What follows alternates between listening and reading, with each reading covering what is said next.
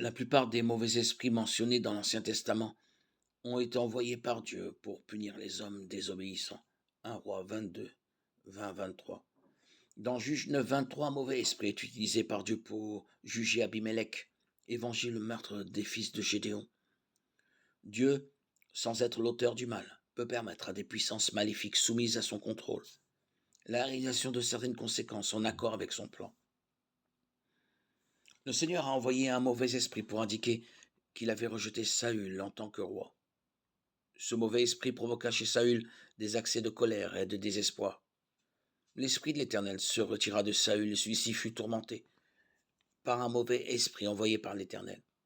Les serviteurs de Saül lui dirent: Voici qu'un mauvais esprit envoyé par Dieu te tourmente. 1 Samuel 16, 14, 15. Dans le Nouveau Testament, le terme démon est souvent utilisé de manière interchangeable avec celui de mauvais esprit. Ces entités malfaisantes souillent les sujets humains et leur causent du tort. Leur intention peut être d'infliger des dommages physiques, des handicaps et des maladies, en plus d'une corruption morale.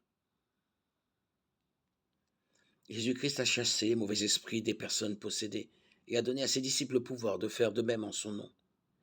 Les esprits mauvais savent qui est Jésus, qui les jugera et les condamnera dans l'avenir.